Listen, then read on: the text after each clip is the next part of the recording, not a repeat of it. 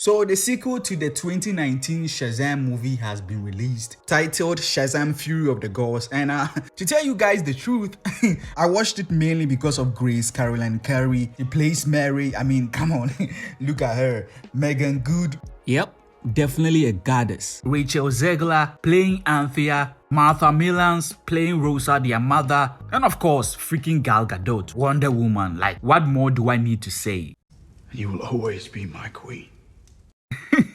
I mean, I'm kidding. I mean, am I? Anyway, the movie is good. It's not as bad as people are trying to portray it. Like, when you see a bad movie, you know that's a bad movie. Plus, it's not like people were expecting too much from this movie with all the shakeups and all the craziness going on at DC and, you know, the divide of fans. It was no surprise that this was not a hyped up movie. And from the box office, it really is bombing. Like, yeah, I feel bad for the actors who are, you know, in this movie. But let's talk about what this movie is and some of the flaws and some of the good things about it. Let's start off with the positive things and talk about, you know, the actors. They were good, you know, believable a little when you talk about how they transition from, you know, their kid self into their adult superhero self. In this, some of the actors got to do more. Unlike the first movie, we saw more of adults more than the kids. It makes sense. You know, they want to focus on the superhero side more. When it came to the action too was, you know, it was entertaining. Are these the best action sequences that we've seen in a superhero movie? Nope.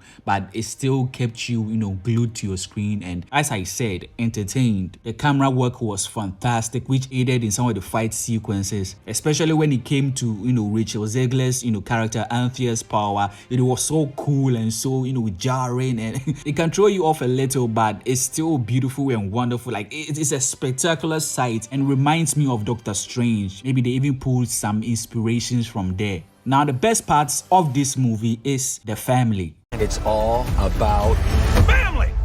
The family bond. Having all these kids living with these people who are not their parents but have taken them in, adopted them and loved them like their own kids. How they have also returned that same feeling and also see them as parents, even calling Rosa mom. Like, that's a very big deal. And of course, if you are making any type of movie, you want to have a certain emotional attachment to the characters and to the certain plots in the movie, and of course this was done the best in the movie. I said this is the best part. Also, Gal Gadot's Wonder Woman, to some she's the best part of the movie. Seeing her, or just, you know, them putting her in the trailers and releasing it, which was definitely a spoiler, it drove some people to go and watch the movie. Now that I've talked about some of the good parts, let's talk about some of the mid parts. The villains, I think they were just doing villainy stuff. Of course, we understood why they were doing what they're doing, but at the same time, they weren't that, you know, engaging. I know some people understand what I'm trying to convey. It's like they had certain good motivations, but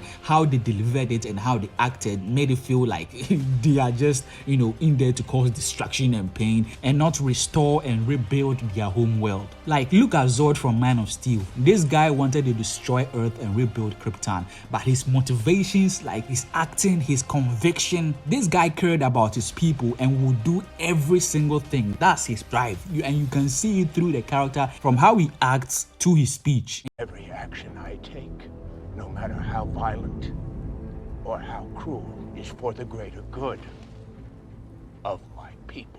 Yeah, I understand they were trying to portray these three sisters as, you know, the good, the bad, and the ugly. But I feel like it didn't, you know, come forth really well. But it still wasn't bad. That's why I put it at mid.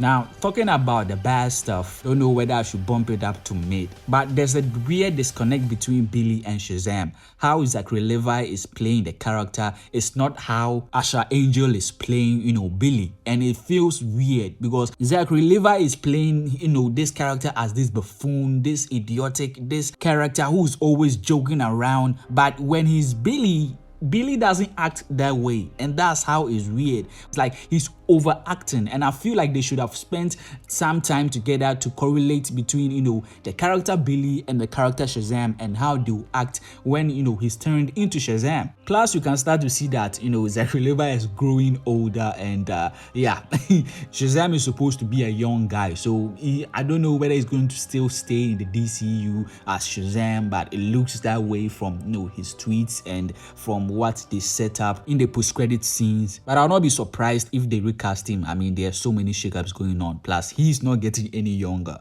So overall, Shazam Fury of the Gods had a plot that we've seen before. I feel like it could have been done better. The villains too as well. The family dynamic and the family bond was this strong suit. And there were genuine emotional moments that, really got me. Like Billy and Rosa, but especially with Freddy. I think most of the comedic beats landed and it was genuinely funny. The cinematography was beautiful and some of the camera work was just like amazing to look at. And the music was, it was good. And the actors also did well. Overall, I think the movie was a 6.5 and you should check it out for yourself before making any judgments.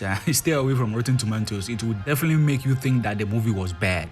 Now, as I said in the beginning, me watching it for, Grace, Megan, Rachel, Gal Gadot, Martha, I did it partly because of them, and with the other half, I did it to see, how this movie is going to turn out. Maybe see if there were some changes to the movie after James Gunn took over and they may have added later on. And it looks like it may be the case or maybe not when it came to the post-credit scene. So let me know in the comments below what you thought of this movie. Like, did you watch the movie because of, these actors that I talked about and to see some of these characters? Or did you watch it because you were highly anticipating this sequel? Now, if you enjoyed the video, please leave a like, subscribe, and turn on that post notification bell not to miss any new video. As always, Nerdy Sage here. See you guys in the next one.